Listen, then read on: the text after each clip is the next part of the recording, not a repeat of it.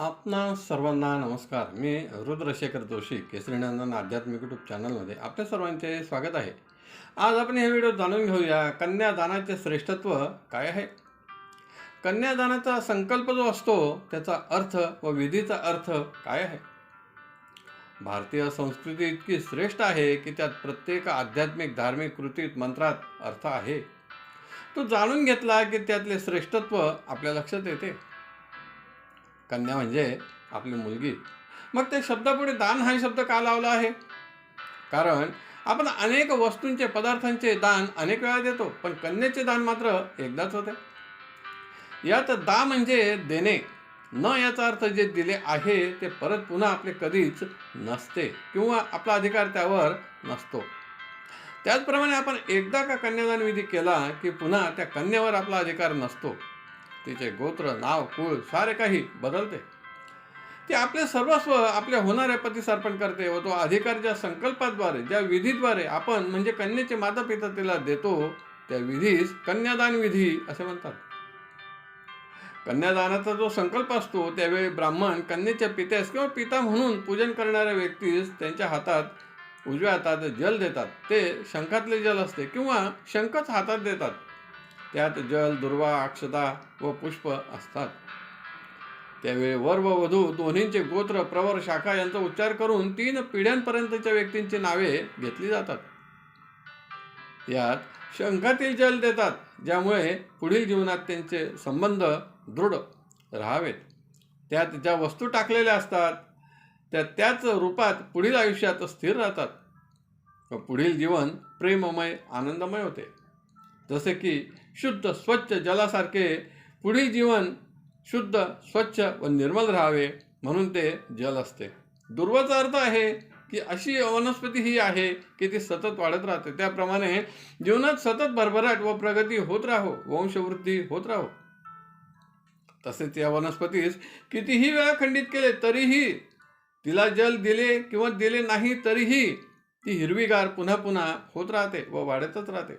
त्याचप्रमाणे वधूवरांच्या भाविक वैवाहिक जीवनात सुख, दुःख, संकटे, अडचणी तर येणारच, पण तरीही त्या अवस्थेतून सुखरूपपणे बाहेर निघून पुन्हा जीवनात आनंद निर्माण होत राहावा हा त्यामागचा अर्थ आहे.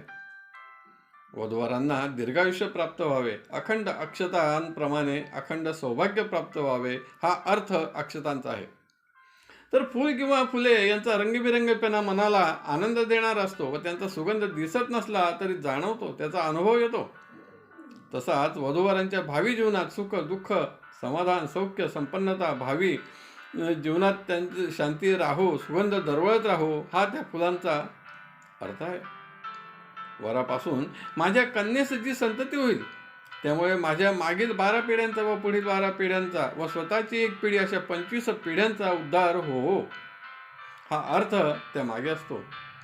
यावेळी नारायण स्वरूप असलेल्या वरास लक्ष्मी स्वरूप असलेल्या कन्येचे मी दान करतो असा संक्षिप्त अर्थ या कन्यादानाच्या संकल्पात असतो.